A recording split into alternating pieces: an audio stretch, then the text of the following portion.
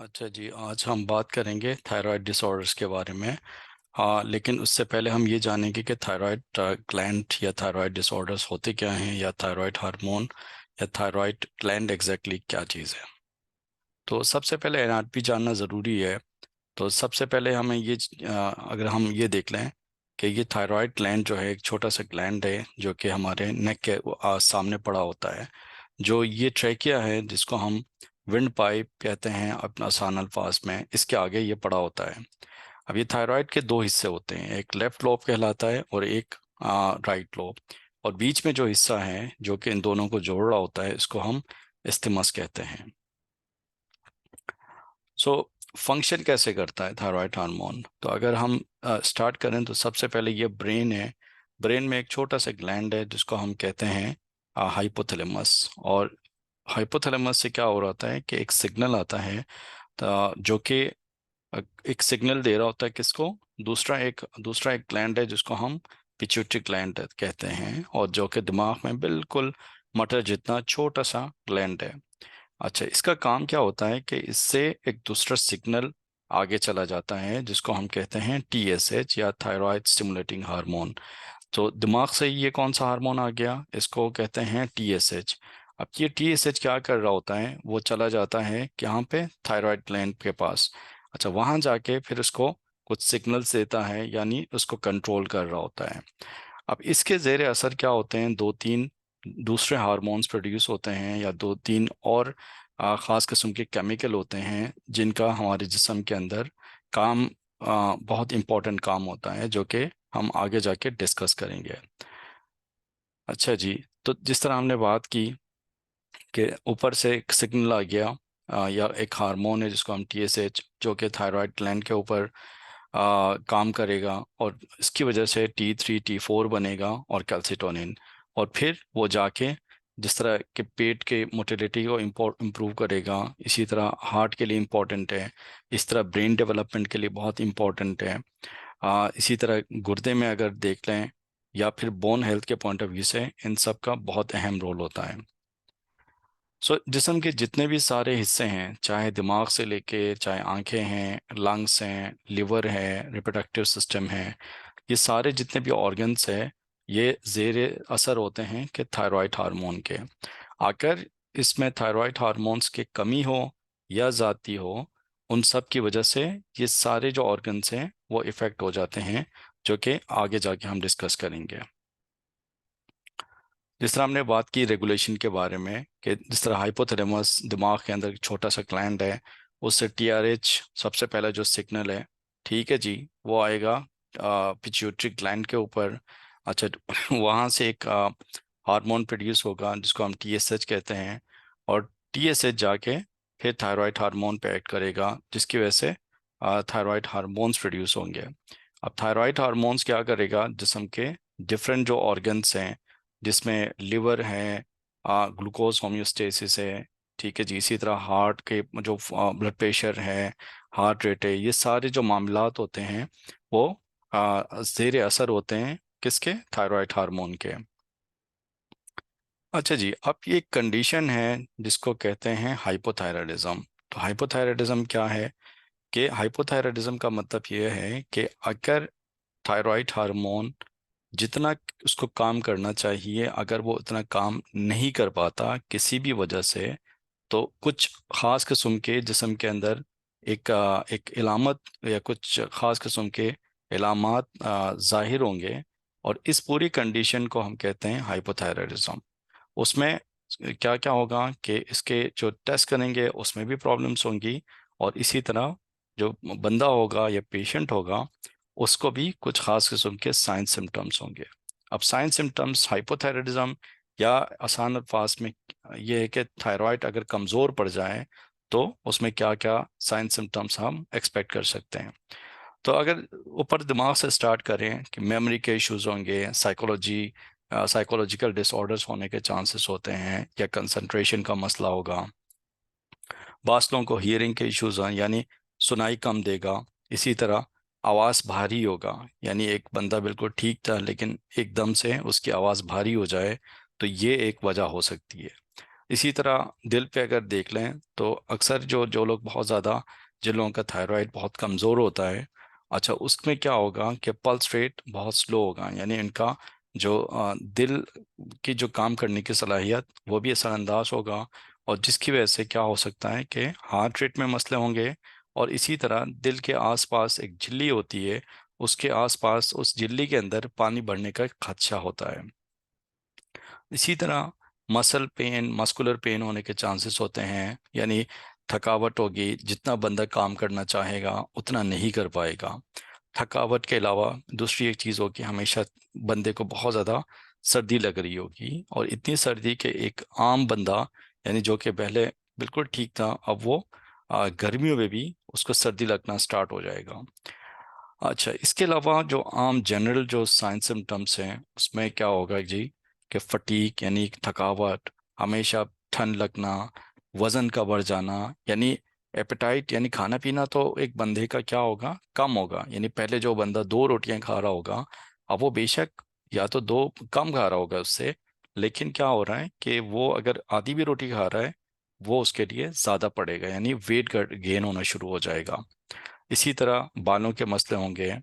आगे चल के अगर देख लें तो सांस में तकलीफ होगी, और जो झिल्ली होगी जो कि लंग्स के ऊपर होता है, उसमें पानी भरना शुरू हो सकता है, जिसको हम प्लूरल एफ्यूजन कैसे कहते हैं। इसी तरह जो जिन लोगों का थायराइड कमज़ोर होता है, उनमें कॉन्स्टिपेशन के चांसेस रिलेटिवली ज़्यादा होते हैं, यानी कब्ज होने के चांसेस बहुत ज़्यादा होते हैं। तो यही वजह है कि अगर किसी को बहुत ज़्यादा कॉन्स्टिपेशन होती है, यानी कब्ज होता है, उनमें हम थायराइड का हार्मोन ज़रूर चेक करते हैं। इसी तरह जो रिप्रोडक्टिव जो सिस्टम है उसका वो बहुत ज़्यादा असरअंदाज हो सकता है हाइपोथायराइज्म की वजह से। स्पेसिफिकली अगर हम बात करें तो ख़वातीन में उसके ज़्यादा असरात होंगे, यानी प्रेगनेंसी में ज़्यादा प्रॉब्लम्स होंगे। इसी तरह पीरियड्स में भी बहुत ज़्यादा मसले होंगे, यानी माहवारी में भी प्रॉब्लम्स हो सकती हैं। किस फॉर्म में, यानी ब्लीडिंग बहुत ज़्यादा हो सकती है, या फिर उसमें पीरियड्स के और प्रॉब्लम्स हो सकती हैं। अब ये अगर तस्वीर देखें तो जिसमें ये वेट गेन है, यानी वज़न बढ़ना शुरू हो जाएगा, फटीक होगा। इसके अलावा जिस तरह हमने बात की कि उसको सर्दी ज़्यादा लगना स्टार्ट होगा, कॉन्स्टिपेशन, मसल वीकनेस होगी, एक थकावट, यानी एक कमज़ोरी जिसे कहते हैं आम अल्फाज में। इसी तरह हॉर्सनेस यानी आवाज़ का भारीपन होना, और ये चेहरा सूजा हुआ होगा ऐसे पेशेंट्स का। स्किन ड्राई होगा, ठीक है जी, बिल्कुल बिल्कुल ड्राई स्किन, ड्राई स्किन होगा। इसके अलावा मसल एक्स, यानी पूरे जिस्म में एक दर्द, चाहे पट्टों में जो दर्द, आसान अल्फाज में जिसे कहते हैं। इसके अलावा अगर हम देख लें, बाल ऐसे लोगों के बहुत थिन होते हैं, यानी बहुत ज़्यादा बारीक बाल होते हैं।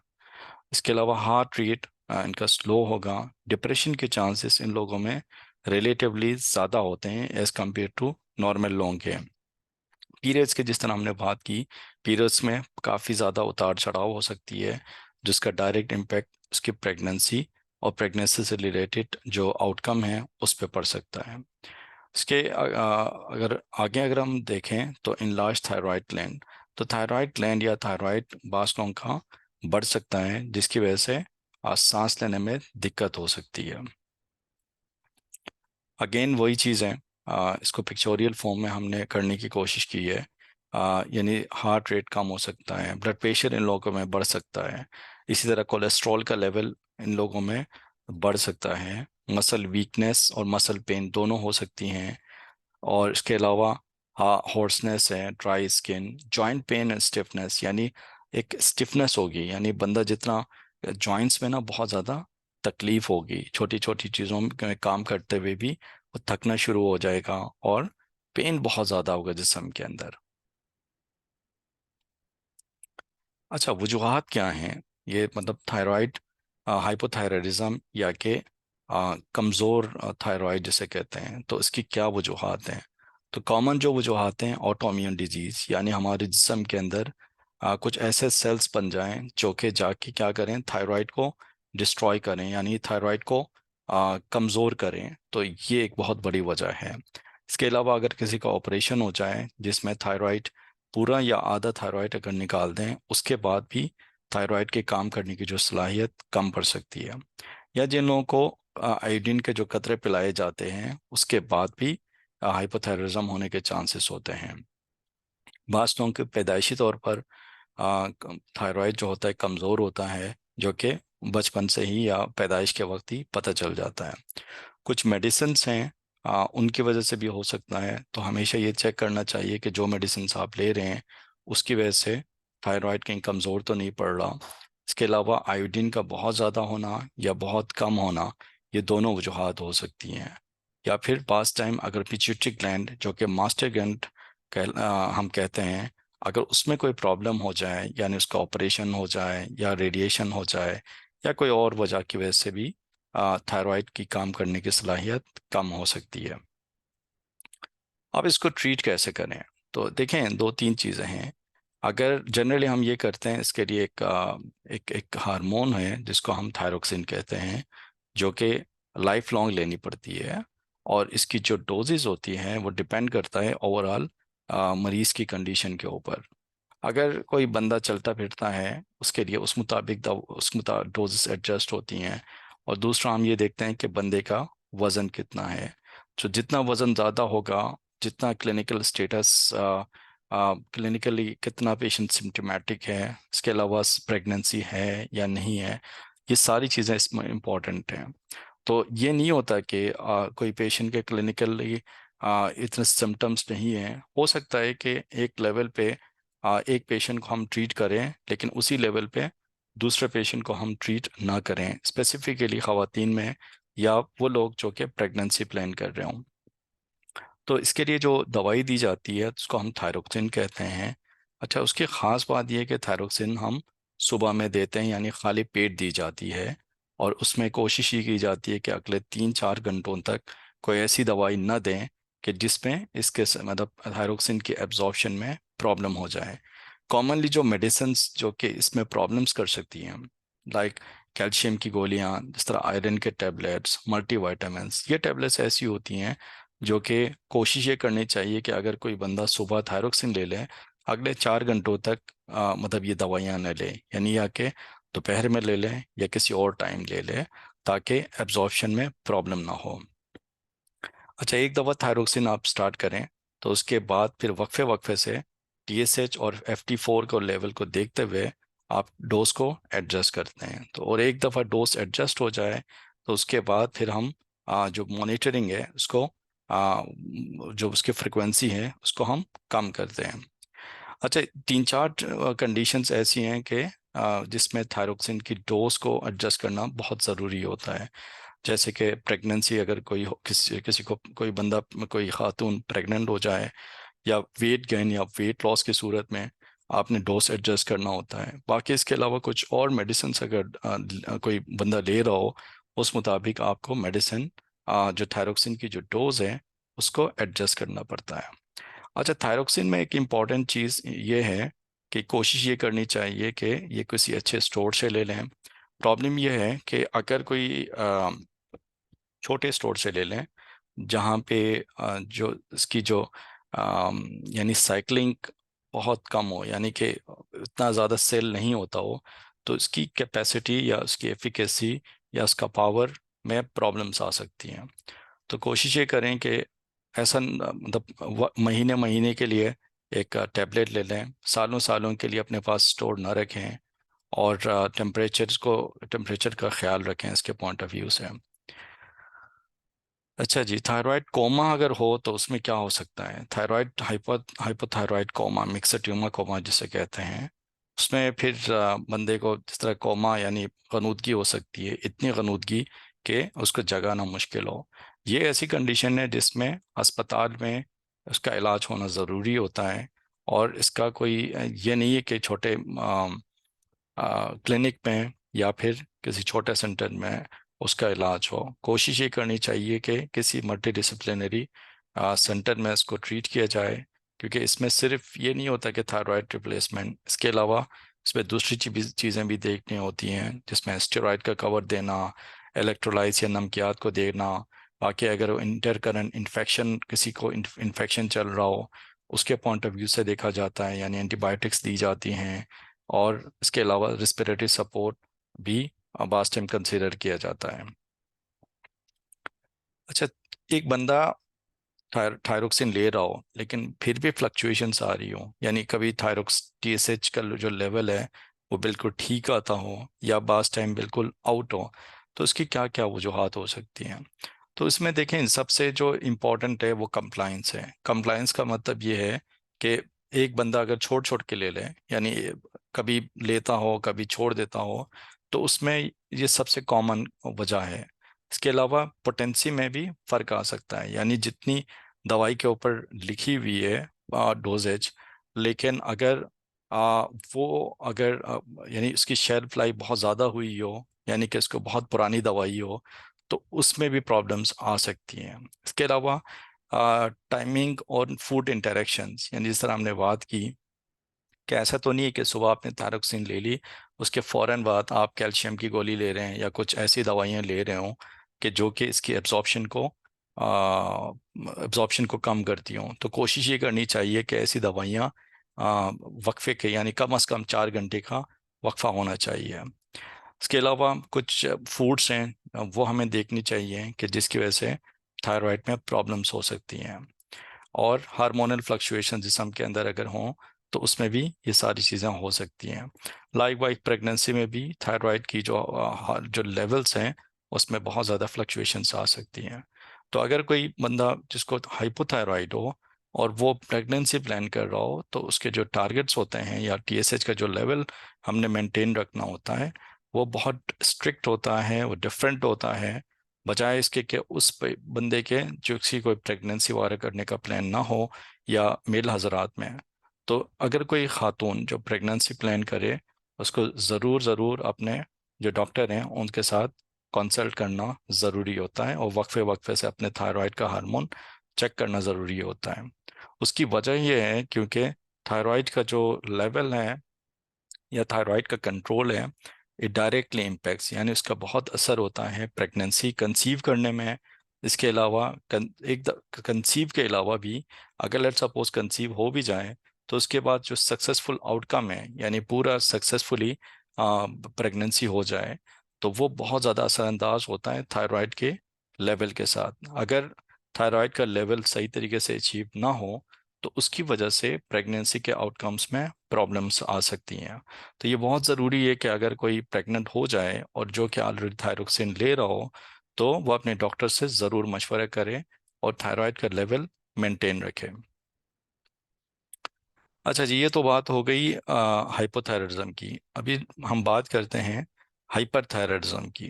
तो जिस तरह थायराइड कमज़ोर पड़ जाता है, जिसको हम हाइपोथायराइडिज्म कहते हैं, उसके उल्टा कंडीशन है जिसको हम हाइपरथायराइडिज्म कहते हैं, यानी इसमें थायराइड हार्मोन के काम करने की सलाहियत बढ़ जाती है, यानी थायराइड हार्मोन बहुत ज़्यादा सिक्रीट हो रहा होता है या जिस्म के अंदर थायराइड हार्मोन का लेवल काफ़ी ज़्यादा होता है। उसके क्या क्या सिम्टम्स होते हैं, तो अगर सिम्टम्स को देखें तो वेट लॉस है, यानी एक बंदा खाता खा पी रहा है, सब कुछ सही कर रहा है, लेकिन फिर भी वजन बढ़ रहा हो। इसके अलावा भूख बहुत ज़्यादा हो जाए। इसके अलावा हमेशा जिस्म का टेम्परेचर ज़्यादा रहता हो, यानी गर्मी, बहुत ज़्यादा गर्मी लगती हो, या थोड़ी बहुत जो गर्मी अगर हो तो उसको सेंसिटिव हो जाए, यानी गर्मी बिल्कुल बर्दाश्त ना हो, तो ये कॉमन सिम्टम्स हैं। इसके अलावा दिल की धड़कन बढ़ सकती है, पेल्पिटेशंस हो सकती हैं। इसके अलावा हार्ट के जो रिदम है उसमें प्रॉब्लम्स हो सकती है। ब्लड प्रेशर बढ़ सकता है किसी का। अच्छा, पेट पे इसका असरात ये होते हैं कि एक बंदा पेट खराब रहता है, अमूमन ये होता है कि बार बार वॉशरूम जाना पड़ता है या एट टाइम्स मोशन हो जाते हैं ऐसे पेशेंट्स को। अगर हम लोग दिमाग के ऊपर इसके असर देख लें तो एंग्जाइटी होती है, बहुत ज़्यादा एंग्शियस होते हैं ये लोग, नर्वस होते हैं, छोटी छोटी बातों पे इनको गुस्सा आता है, नींद इनकी कम होती है, और इसके अलावा हाथ में एक ट्रेमर्स होते हैं, यानी हाथ में एक बिल्कुल बारीक बारीक ट्रेमर्स होते हैं। इसके अलावा हमेशा ऐसे इसमें यह है कि स्वेटिंग होती है बहुत ज़्यादा, यानी पसीने आ रहे होते हैं, और नेल्स में प्रॉब्लम्स आ सकती हैं। अब वजूहात क्या हैं यानी हाइपरथायरिज्म की? तो इसमें थायराइड, यानी थायराइड नोड्यूल्स बन जाएं, या थायराइड में कोई इन्फ्लेमेशन हो जाए जिसको हम थायरोइडाइटिस कहते हैं, या बास टाइम प्रेगनेंसी के बाद अगर थायराइड में इन्फ्लेमेशन हो जाए यानी सोजिश हो जाए तो इसको भी सब पोस्टमार्टम थायरोइडाइटिस कहते हैं। इसके अलावा अगर बहुत ज़्यादा आयोडीन कोई ले रहा हो, उसकी वजह से भी ये प्रॉब्लम्स हो सकती हैं। और कोई थायरोक्सिन पे हो और थायरोक्सिन की डोज एडजस्ट ना करे, यानी बहुत ज़्यादा थायरोक्सिन ले रहा हो, उसकी वजह से भी ये प्रॉब्लम्स हो सकती हैं। फिर एक और चीज़ होती है ग्रेव्स डिजीज़, जिसमें जिस्म के अंदर कुछ खास किस्म का सेल्स होते हैं जो कि थायराइड को जाके बहुत ज़्यादा स्टिमुलेट कर रहे होते हैं, यानी थायराइड को ये बहुत ज़्यादा सिग्नल दे रहे होते हैं कि थायराइड का हार्मोन ज़्यादा बनाई जाए। तो उसकी वजह से क्या होता है कि थायराइड जिस्म के अंदर थायराइड का जो लेवल बनना चाहिए उससे कई गुना ज़्यादा थायराइड हार्मोन बनने लगता है। अच्छा, अब इसको डायग्नोस कैसे करें? तो डायग्नोस सबसे पहले तो डायग्नोस के लिए इम्पोर्टेंट ये है कि कुछ ब्लड के टेस्ट कराते हैं जिसका हम TSH, फ्री T4, इसके अलावा थायराइड स्कैन कराया जाता है, या कुछ खास किस्म के टेस्ट होते हैं। तो हर पेशेंट को देखते हुए, डिपेंडिंग पेशेंट के जो सिनेरियोस को, पेशेंट के क्लिनिकल कंडीशन को देखते हुए डिसाइड करते हैं कि कौन सा टेस्ट इसके लिए ज़रूरी है। लेकिन बेस लाइन ये कि ब्लड टेस्ट जिस तरह मैंने डिस्कस किया कि TSH है, फ्री T4 है, इसके अलावा T3, ये बेस लाइन इन्वेस्टिगेशंस हैं। बाकी कुछ और मखसूस किस्म के टेस्ट हैं, वो पेशेंट टू पेशेंट वेरी कर रहे होता है। एक दफ़ा डायग्नोसिस हो जाए तो उसके बाद इसकी मैनेजमेंट होती है। अब मैनेजमेंट में यानी कि ट्रीटमेंट।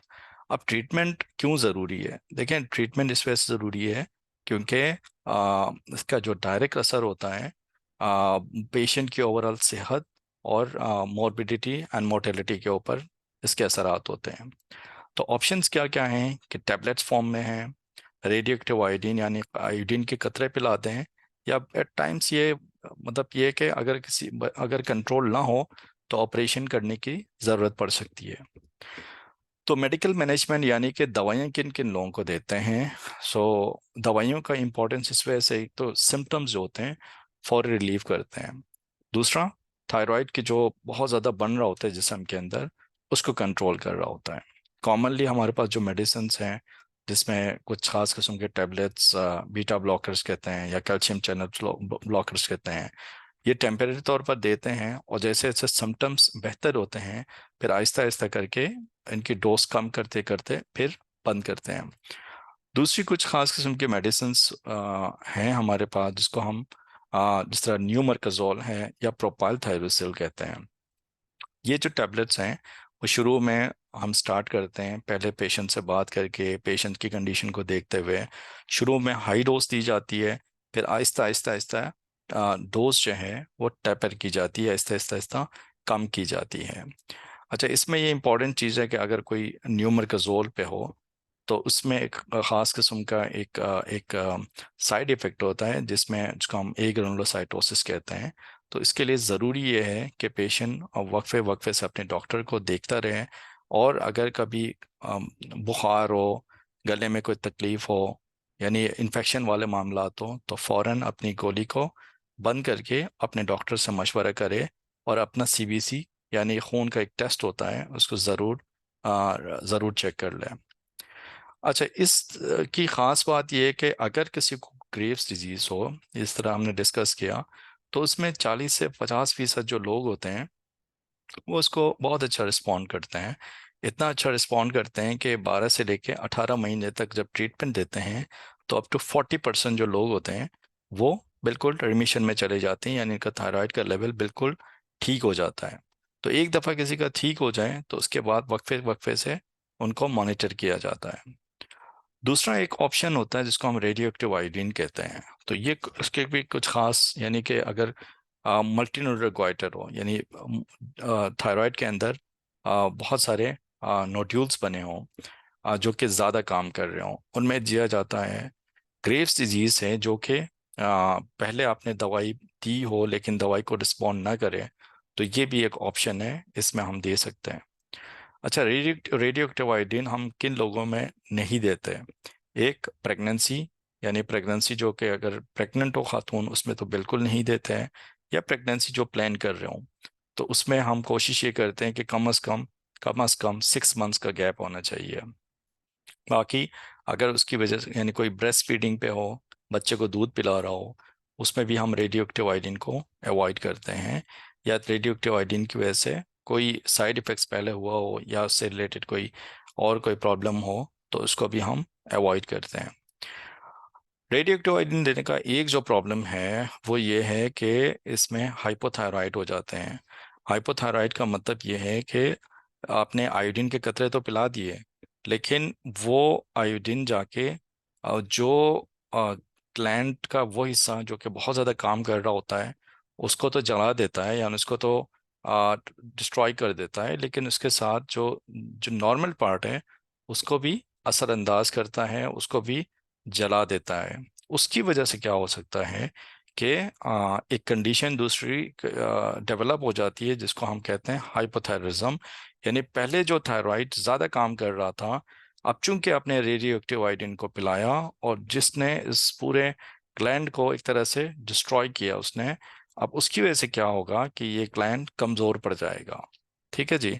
और उसके बाद फिर ये होगा कि आप इनको थायरोक्सिन पे डालेंगे, यानी थायरोक्सिन की ज़रूरत पड़ सकती है उसके बाद।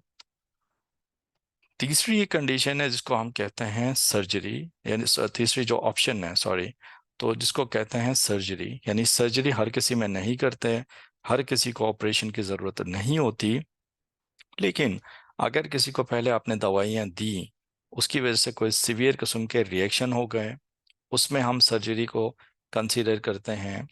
दूसरी, अगर पहले आपने दवाई दी हो, ठीक है, या रेडियोएक्टिव आयोडीन, उसके बावजूद भी चीज़ें कंट्रोल में नहीं आ रही हो, यानी जो थायराइड का जो लेवल है कंट्रोल में नहीं आ रहा हो, तो सर्जरी एक अच्छा ऑप्शन हो सकता है। ऐसे लोग जिनका जो ग्लैंड का साइज जो है वो बहुत ज़्यादा हो और जिसकी वजह से सांस लेने में दिक्कत हो, निकलने में दिक्कत हो, आवाज़ में कोई तब्दीली आ जाए, तो ये यानी ऐसे पेशेंट में भी सर्जरी का हम ज़रूर सोचते हैं। या ऐसा हो कि कोई सस्पिशियस नोड्यूल हो, यानी आपको शुबा हो कि ग्लैंड तो ज़्यादा काम कर रहा है, लेकिन साथ साथ ऐसा तो नहीं है कि इसके साथ कोई कैंसर भी चल रहा हो। तो अगर आपको सस्पिशन हो इस चीज़ का, तो उसमें बेहतर ये होता है कि आप ऑपरेशन करें, फिर उसकी बायोप्सी के लिए भेज दें ताकि वो कंफर्म हो सके। या बास टाइम कुछ पेशेंट ऐसे कहते हैं, मतलब उनकी एक प्रेफरेंस होती है, वो ये कहते हैं कि दवाई इतने लंबे अरसे तक नहीं ले सकते, सर्जरी करें ताकि फौरी रिस्पॉन्स आ जाए। अच्छा, इसमें एक जो चीज़ होती है लेरिंजियल नर्व पाल्सी, और इसकी वजह से आवाज़ में तब्दीली आ सकती है, यानी आवाज़ में प्रॉब्लम्स आ सकती हैं, तो इसकी एक पोटेंशियल कॉम्प्लिकेशन है। इसके अलावा चूंकि थायराइड के बिल्कुल अटैच्ड एक दूसरी ग्लैंड है जिसको हम पैराथायराइड कहते हैं। पैराथायराइड का काम जिस्म के अंदर जो कैल्शियम का सिस्टम है, कैल्शियम का जो मेटाबॉलिज्म है या कैल्शियम का लेवल मेंटेन रखना होता है। अब उसकी वजह से क्या हो सकती है, चूंकि आप थायराइड ग्लैंड निकाल रहे हैं, तो बास टाइम थायराइड ग्लैंड के साथ साथ वो ग्लैंड भी निकल जाता है, उसकी वजह से कैल्शियम के प्रॉब्लम्स आ सकती हैं। अच्छा, प्रेगनेंसी में अगर थायराइड ज़्यादा हो जाए तो उसमें फिर एक जो हमारी एक टेबलेट है, फिर प्रोपाइल थायरोसिन, ये प्रेफर्ड है कार्बेमेज़ोल के मुकाबले में। और प्रेगनेंसी में कोशिश ये की जाती है कि सबसे स्मॉलेस्ट यानी कम से कम डोज पे मरीज को रखा जाए। और बहुत फ्रिक्वेंटली हम मॉनिटर कर रहे होते हैं, यानी एट टाइम्स हम मंथली मंथली बेसिस पे पेशेंट को अपने पास बुला के लेवल देख रहे होते हैं। अच्छा, सर्जरी ऑपरेशन कब वो करते हैं, हमें पता है कि प्रेगनेंसी में जो प्रेफर्ड है वो हम दवाई पे कोशिश करते हैं कि दवाई पे कंट्रोल हो, लेकिन अगर कंट्रोल ना हो रहा हो दवाई पे, तो उसमें फिर सर्जरी एक ऑप्शन होता है, यानी ऑपरेशन। क्योंकि रेडियो एक्टिव आयोडीन के कतरे तो वैसे भी नहीं पिला सकते। अगर ऑपरेशन का प्लान करते हैं तो ये बेसिकली हम सेकेंड ट्राइमेस्टर में करते हैं, क्योंकि इसमें सेफेस्ट है। जो प्रेगनेंस सर्जरी से रिलेटेड एनेस्थीसिया और बाकी जो चीज़ें दी जाती हैं, तो वो प्रेफर्ड ये की जाती है कि पहले दवाई से कंट्रोल हो, दवाई से कंट्रोल नहीं हो रहा हो, तो अगर ऑपरेशन करने की ज़रूरत पड़े तो एटलीस्ट वो सेकेंड ट्राइमेस्टर में हो। अब इसमें मेन मेन जो फ़र्क है, यानी हाइपरथायरॉयडिज्म में वेट लॉस होगा, यानी वज़न कम होगा, हाइपोथायराइडिज्म में बढ़ेगा, हाइपरथायराइडिज्म में ठीक है वज़न इनका एपेटाइट ज़्यादा होगा, उसमें कम होगा। ये डिफरेंट जो जिस तरह हमने ऑलरेडी बात की है, डिफरेंसेस हैं। अच्छा जी, deficiency of thyroid hormone in pregnancy can lead to, यानी अगर प्रेगनेंसी में थायराइड हार्मोन का लेवल कम हो तो उसकी वजह से मिसकैरेज होने के चांसेस कई गुना बढ़ जाती हैं। इसके अलावा प्रेगनेंसी में ब्लड प्रेशर होने के चांसेस होते हैं, या प्रेगनेंसी से रिलेटेड जो झटके पड़ते हैं जिसको फिट्स कहते हैं, वो होने के चांसेस बढ़ जाते हैं। इसके अलावा बच्चा अगर पैदा होगा तो उसके साथ उसकी बेबी का वेट पे फ़र्क होता है। जनरली ये बच्चे छोटे वेट के होते हैं, और प्रेगनेंसी में इंट्रा यूटेराइन डेथ होने के चांसेस काफ़ी ज़्यादा बढ़ जाती हैं, या प्री टर्म लेबर हो सकता है, यानी वक्त से पहले बर्थ हो जाए। इसके अलावा रिस्पिरेटरी डिस्ट्रेस या कंसिक्वेंट हॉस्पिटलाइजेशन, यानी सांस में दिक्कत आ सकती है इस बच्चे की, या बार बार हॉस्पिटल एडमिशन की ज़रूरत पड़ सकती है। अच्छा, इसके अलावा ये कि जब डिलीवरी हो रही हो तो उसमें ब्लीडिंग के चांसेस बढ़ सकती हैं। सो इसमें इंडिकेशंस क्या हैं, यानी किन किन लोगों को थायराइड थायराइड का लेवल टेस्ट करना चाहिए। तो अगर कोई बंदा थायराइड की दवाई ले रहा हो या ले रही हो, सो अगर कोई खातून दवाई ले रही हो, सो उसमें कोशिश ये करें कि थायराइड का लेवल मेंटेन हो बिफोर गेटिंग प्रेग्नेंट। इसके अलावा अगर कोई खातून है जिसने शादी की हो लेकिन उनकी फैमिली हिस्ट्री हो, ठीक है जी, किसी के वालदा को या वालिद साहब को अगर थायराइड का डिसऑर्डर हो, तो उनको एटलीस्ट प्रेगनेंसीज प्लान करने से पहले अपना थायराइड का लेवल ज़रूर चेक करवाएं। या ऑब्वियस क्वाइटर हो, यानी सामने से आपको दिख रहा हो कि थायराइड जो है उसका साइज बढ़ा हुआ हो, या कोई और ऑटोइम्यून डिसऑर्डर हो। ऑटोइम्यून डिसऑर्डर जिस तरह जिसम के जिस तरह किसी को टाइप 1 डायबिटीज़ हो, या एड्रिनल के प्रॉब्लम्स हो, या स्किन से रिलेटेड कोई प्रॉब्लम हो, तो ये ऑटोइम्यून डिसऑर्डर अगर ऑलरेडी किसी को चल रहा हो तो कोशिश ये करनी चाहिए कि TSH का लेवल ज़रूर चेक करवा लें। इसके अलावा अगर पहले किसी प्रेगनेंसी में थायराइड के इश्यूज रहे हों, उसमें भी कोशिश ये करनी चाहिए कि नेक्स्ट टाइम प्रेगनेंसी से पहले थायराइड का लेवल ज़रूर चेक कर लें। या अगर कोई बच्चा पहले अगर हुआ हो और उसमें थायराइड के डिसऑर्डर्स रहे हों, तो उनको भी थायराइड का लेवल ज़रूर स्क्रीन करना चाहिए। So risk factors for the targeted thyroid function testing in pregnancy, तो किन किन लोगों को थायराइड का टेस्ट, जिस तरह हमने ऑलरेडी डिस्कस किया। सो एज अगर किसी की 30 से ज़्यादा हो उनमें TSH और फ्री T4 ज़रूर चेक कराएं। ख़ानदान में अगर किसी को थायराइड का मसला चल रहा हो, या गोइटर हो, थायराइड एंटीबॉडी पॉजिटिव है, यानी थायराइड का लेवल कराया आपने, एंटीबॉडीज अगर किसी के पॉजिटिव आती हैं, तो वो एंटीबॉडीज पॉजिटिविटी की बास time it is associated with miscarriages. तो इसके लिए ज़रूरी है कि आप हमेशा थायराइड के लेवल ज़रूर चेक करवाएं। टाइप 1 डायबिटीज़ हो, या पहले बार बार मिसकैरेजेस हो रहे हो, या प्री टर्म डिलीवरी हो रही हो, यानी वक्त से पहले डिलीवरी हो रही हो, या हमल नहीं ठहर रहा हो, तो उसमें ज़रूर थायराइड को चेक करना चाहिए। इनफर्टिलिटी में भी, यानी अगर कोई कपल हो जो कि प्रेगनेंसी प्लान कर रहे हो लेकिन अगर नहीं हो पा रही हो बिकॉज ऑफ एनी रीज़न, तो उसमें थायराइड का लेवल ज़रूर चेक करना चाहिए। जो लोग मॉर्बिड ओबेस हैं, यानी वज़न जिनका बहुत ज़्यादा हो, इन लोगों को भी चाहिए ये है कि प्रेगनेंसी से पहले अपना थायराइड का लेवल ज़रूर चेक कराएं। या कुछ ख़ास किस्म की मेडिसिन अगर कोई ले रहा हो, जिस तरह हार्ट के लिए एक ख़ास किस्म की दवाई होती है माइड्रॉन के नाम से, लिथियम एक दवाई होती है जो कि साइकेट्रिक पेशेंट्स में हम यूज़ करते हैं, तो उसमें ये थायराइड का लेवल ज़रूर चेक होना चाहिए। Thank you.